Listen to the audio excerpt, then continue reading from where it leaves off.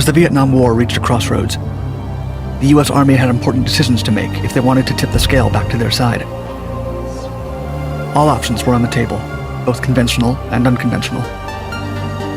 And among the most unusual plots was Operation Popeye, launched in an attempt to weaken the Ho Chi Minh Trail, the Viet Cong's most vital mechanism and supply flow tool. To accomplish this, the U.S. would turn the weather into a weapon of war. Operation Popeye utilized cloud seeding technology, a type of weather modification that artificially creates rain or snow. With it, the U.S. military extended at least 5 monsoon seasons, causing detrimental effects to the unknowing Vietnamese citizens and soldiers. The mission spanned 5 years and cost taxpayers over $15 million. Despite multiple hearings in Congress, military officers, and even President Nixon himself denied it existing at all. The Vietnam War was, for many reasons, unlike any other war American soldiers had ever seen. Instead of a standard campaign frontline, where the American Army had more than enough experience, the Vietnam War's battles were fought in the dense South Vietnam jungle. This was an isolated region filled with mountains, animals, and endless greenery. The Viet Cong's most significant advantage over the U.S. in this region was the Ho Chi Minh Trail, a logistics network made up of dirt pads and hand-dug tunnels. It had secret bunkers, barracks, and even a few hospitals. All were cleverly hidden from American aircraft looking for them in reconnaissance missions. With its extensive web of roads and handmade paths, the trail helped the Viet Cong carry massive amounts of manpower, weapons, food, and other war material from one side of the country to the other. At over 1,000 miles in length, the trail ran from North to South Vietnam and extended through the kingdoms of Laos and Cambodia. The U.S. military attempted to destroy the trail with never-ending bombing campaigns. More bombs were dropped on Laos than in Germany and Japan combined in World War II. But none of the tactics were entirely effective. Even Agent Orange wasn't up to the task. The trail network was so vast and complex that if one of the paths were closed, all Viet Cong soldiers had to do was find a secondary way back to their base. But there was one thing that significantly slowed the supply flow on the Ho Chi Minh Trail. Rain turned the trails into muddy messes, rendering them too difficult to supply vehicles to maneuver. Vietnam is known for having one of the world's longest monsoon seasons, usually running from April to October. June, July, and August are the months with the heaviest rain. And so the Department of Defense decided to attempt to recreate this process. Their goal was to try to control the weather and extend the monsoon season for as long as they could. To achieve this, they resorted to cloud seeding. This process is thought to have originated in 1946 by Vincent Schaefer, a chemist employed by General Electric. Cloud seeding is a method for artificially producing rain or snow. It requires modifying a cloud's chemical structure to boost the chances of precipitation with the added substance of silver iodide, which works as a condensation agent. There are 2 ways to disperse cloud seeding agents, either using large cannons to shoot the particles into the sky, or using airplanes to drop the particles from above.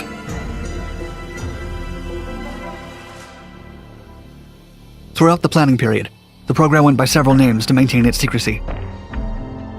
Operation Popeye ended up being its official name.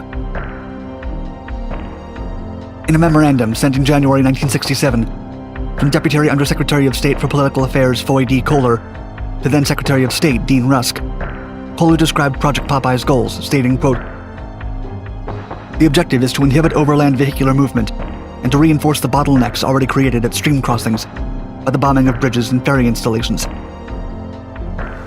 With respect to Laos, the objective is to extend rainfall through the dry season, keeping the ground as near the saturation point as possible and obstructing traffic that normally fords streams during the low water period.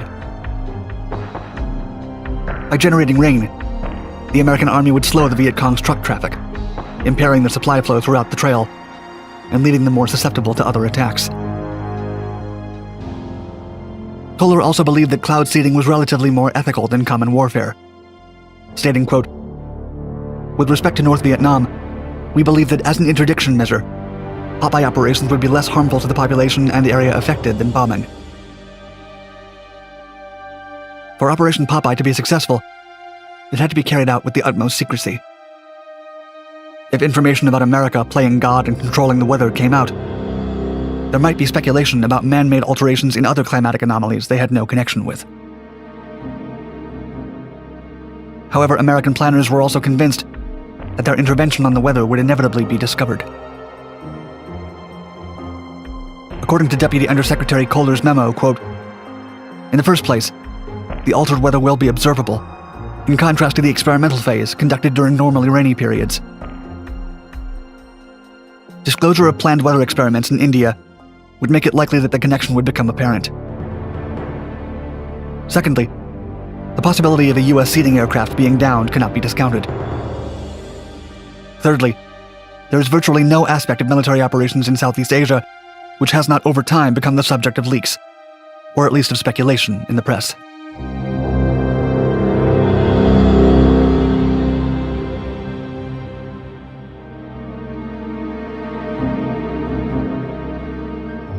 Operation Popeye is thought to be the first known successful application of weather control technology in warfare.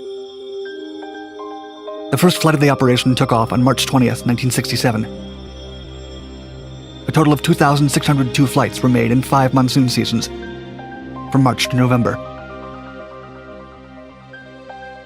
The 54th Weather Reconnaissance Squadron executed the cloud seeding procedure using the slogan, "Make mud, not war." Within their squadron, the operation was codenamed Motor Pool. 3 Lockheed C-130 Hercules aircraft and 2 McDonnell Douglas F-4 Phantom aircraft, based at Udon Thani Royal Thai Air Force Base, were altered and fitted with silver iodide ejectors. The 5 cloud seeding jets had the standard Southeast Asia camouflage colors and markings, but no unit identifiers, likely because the operation was top secret.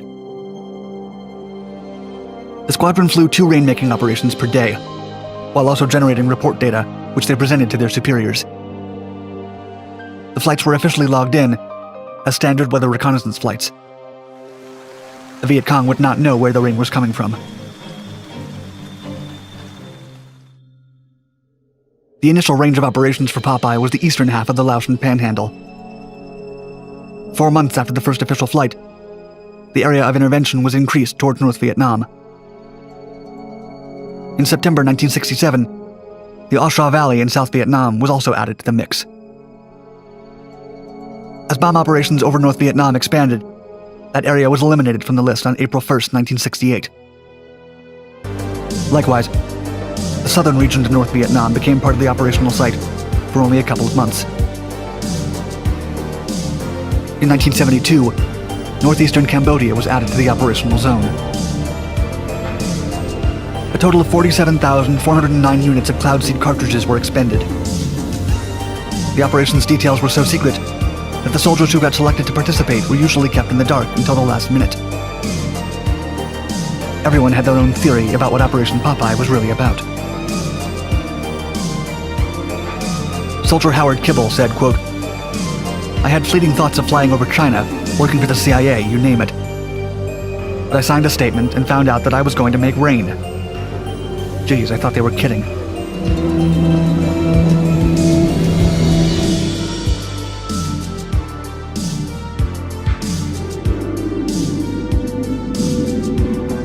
Ethical and environmental concerns were Operation Popeye's downfall. An article in the Washington Post in 1971 by reporter Jack Anderson revealed that the U.S. was engaged in clandestine weather weaponization in Vietnam. The information was corroborated by the Pentagon Papers leak released by Daniel Ellsberg.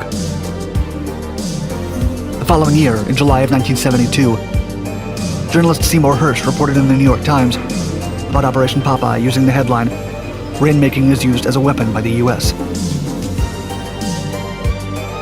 The article describes how some officials opposed the radical idea and even doubted its effectiveness due to the unknown long-term consequences, stating, quote, "Despite years of experiments with rainmaking in the U.S. and elsewhere, scientists are not sure they understand its long-term effect on the ecology of a region." A few days after the story's publication, the entire program was officially ended. and all cloud seeding missions stopped. Silver iodide, the material used in cloud seeding condensation, is known to be toxic to aquatic life. So when used in the long term, precipitation from seeded clouds could harm the environment. The news caught the eye of Democratic Senator Claiborne Pell, who demanded to have the specifications of Operation Popeye officially declassified and released to the public. As one of the leaders of the operation, Lieutenant Harry Edward Soyster was asked to testify in front of the Committee on Foreign Relations. He told them everything he knew. The cost of Operation Popeye was about $3.6 million per year, which included the operation and maintenance of the modified jets, purchase of seeding materials, and pay for the people involved in the project. The timing of all these public announcements did not work out well for the Department of Defense. In 1972, the environmental boom in America was burgeoning. In addition, the Nixon administration was already struggling with the beginning stages of the infamous Watergate scandal. When the public, especially environmental activists, found out that America had secretly been playing God and altering the weather in Vietnam, they were outraged. The operations were dubbed the Watergate of weather warfare. Operation Popeye was officially terminated on July 5, 1972. In 1977, the U.S. joined the Environmental Modification Convention Treaty, or ENMOD, an international treaty which formally banned weather modification for malicious purposes. The agreement banned causing earthquakes and tsunamis, steering hurricanes, or tampering with the ionosphere. It also prohibited any kind of severe damage to the environment. Since cloud seeding has never been used in warfare again, the results cannot be measured or compared. Author James Roger Fleming agreed, stating, quote, "Although some claim that Operation Popeye induced from 1 to 7 inches of additional rainfall annually along the Ho Chi Minh Trail, no scientific data were collected to verify the claim." Even if Operation Popeye did help a few U.S. victories in Vietnam, a fact that is impossible to determine, its extreme secrecy and denials by the military and the government resulted in a significant strategic defeat for climatic modification with military purposes. This year marks the worst drought America's seen in decades, and it's showing no signs of letting up. Over half the country has been affected, with the brunt bearing down on the mid and southwest, especially Nebraska, Kansas, the Dakotas, and parts of the South. Just look at that. Well, in one hard-hit area of Texas, some people have grown tired of waiting for Mother Nature to bring relief and have decided to try and take matters into their own hands. Here's ABC's Juju Chang.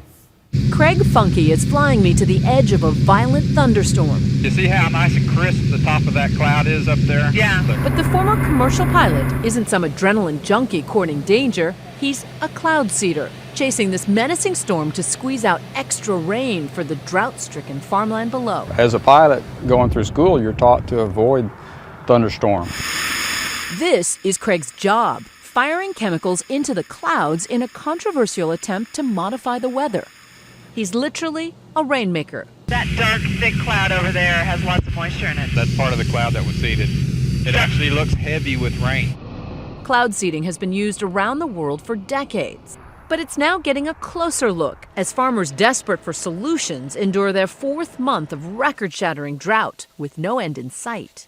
It's actually the largest drought in half a century, responsible for rising food prices and record wildfires. It's even suspected to be a cause for the recent surge in cases of West Nile virus. So we came to South Texas to find out if cloud seeding can really maximize our most precious resource, or if it's just a romantic notion that doesn't hold water. We can't manufacture a cloud. That is just absolute basic. We cannot make it rain if it was not going to rain to begin with. Tommy Shearer is president of the Texas Weather Modification Association. He's quick to explain that he can only enhance the weather, not create it. If you look at the cloud as a factory, we're inducing a lot of raw material into the factory so that the factory becomes more efficient. And more productive. Consequently more productive. His team of pilots and meteorologists are constantly scanning the skies for the right clouds to seed. Where everybody's going to get some good rain. After 10 bone-dry days, a promising cluster of thunderstorms is finally headed their way. Butch is today's standby pilot. He takes the first run. Up in the air, we get a bird's eye view of Butch's delicate dance. He's just working the very edge of it. And then Butch finds the cloud sweet spot. Okay, he's fixing to light a flare. Okay. Oh, I see the flare. Yeah. It looks like he's painting the sky. The flares are shooting millions of silver iodide and calcium chloride particles into the cloud, where they collide with drops of water and ice and produce even more moisture. Then, usually within 20 minutes... So what is this white smoky stuff over here? That's rain. Oh, that's rain. Yeah, that's rain. All this is rain out here.